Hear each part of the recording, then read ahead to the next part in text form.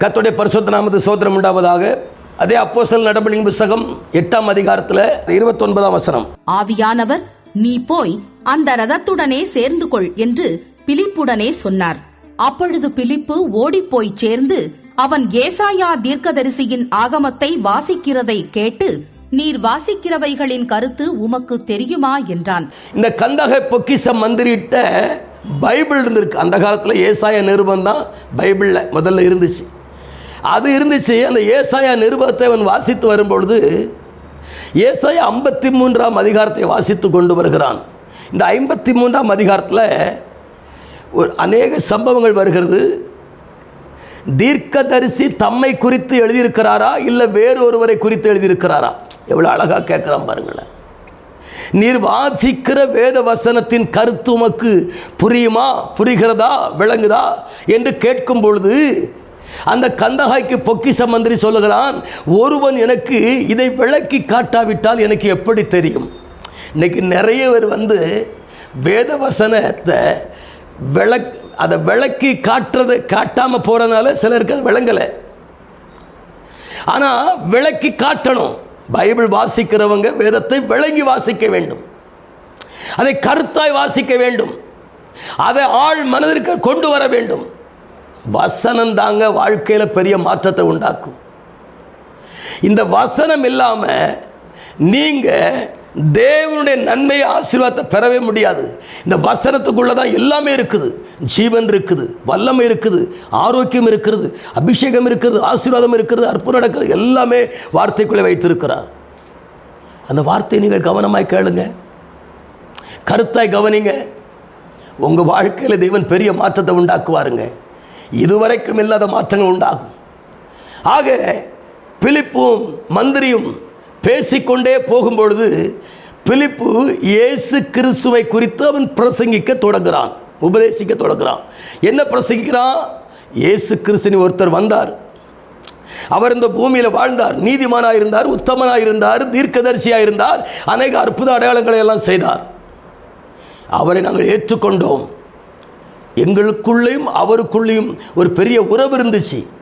ஆனால் அதை பிடிக்காத ஜனங்கள் அவரை அடித்து கொலை செய்து அடக்கம் பண்ணாங்க. தேவன் அவரை 3ஆம் நாளில் எழுப்பினார், இதற்கு நாங்கள் சாட்சி என்று சொல்லி உயிர்த்தெழுதலை குறித்து பலமாக பிலிப்பு கந்தாகே மந்திரியோடு கூட பேசிக்கொண்டு வருகிறார். மந்திரியும் பிலிப்புவும் அப்படியே தொடர்ந்து போய் கொண்டிருக்கிறாங்க, பேசிக்கிட்டு போய் கொண்டிருக்கிறாங்க. இவருக்குள்ள ஒரு எண்ணம் என்ன தெரியுமா?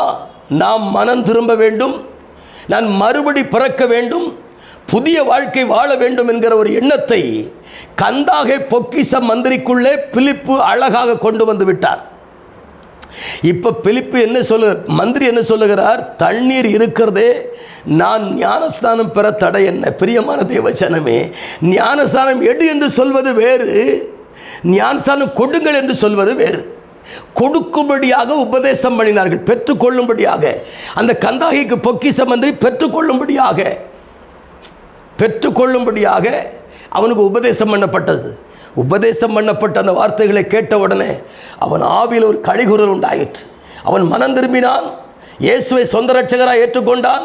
அவன் சொல்றான், ஞானஸ்தானம் பெறுவதற்கு தண்ணீர் இருக்கிறதே, நான் ஞானஸ்தானம் பெற தடை என்ன என்று சொல்லும் பொழுது, ஆனால் பிலிப்பு சொல்லுகிறான், நீர் முழு இருதயத்தோடும் விசுவாசித்தால் தடை இல்லை.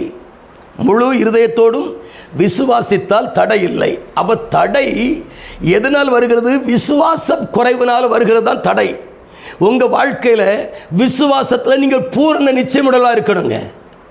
இன்னைக்கு நிறைய வாழ்க்கையில ஜெபிக்கிறாங்க, வேதம் வாசிக்கிறாங்க, கர்த்தரை நம்புறாங்க, விசுவாசிக்கிறாங்க, ஆனா கடைசி வரைக்கும் அந்த விசுவாசம் நிலைத்திருக்கிறது இல்லை. இன்றைக்கு உங்களை பார்த்து சொல்லுகிற ஒரு விஷயம் நினைக்கிட்டா, நீ விசுவாசித்தால் தேவனுடைய மகிமை காண்பாய். என்ன வேணுமோ அதை கர்த்தர் உனக்கு தருவார். நாம் ஜெபிப்போமா? மகா பரிசுத்தமும் கிருபையும் இரக்கமும் நிறைந்த அன்பு பிதாவே, ஆசீர்வதிக்கப்பட்ட அருமையான மன மகிழ்ச்சியான நல்ல காலை வேளையில ஆண்டவரே, உம்முடைய பிள்ளையோடு கூட பேசும்படியான ஒரு பாக்கியத்தை கொடுத்தீர். ஆண்டவரே, இந்த கந்தாகைக்கு பொக்கிஷ மந்திரி வரும்பொழுதெல்லாம் துக்கத்தோடு போன ஒரு மனுஷன் ஞானஸ்தானம் பெற்ற பின்பு கரையேறின பொழுது அவன் சந்தோஷத்தில் மிதந்தான். பிலிப்புவை பார்த்தான், காணவில்லை. அப்படி ஒரு மகிழ்ச்சியோடு தன் தேசத்துக்கு திரும்பி போனான். அப்படியே ஒவ்வொருவரும் இயேசு கிறிஸ்துடைய பாடு மரணங்கள் உயிர்த்தெழுதலை குறித்து அறிந்து ஞானஸ்நானம் பெற்று மகிழ்ச்சியோடு வாழ கர்த்தர் உதவி செய்வீராக. ஆட்கொள்ளுங்க, பொறுப்படுங்க, பெரிய கருணை செய்யுங்க. நன்மை கிருபையும் தொடரட்டும். இயேசுவின் நாமத்தில் ஜெபிக்கிறோம் நல்ல பிதாவே. ஆமேன், ஆமேன். God bless you.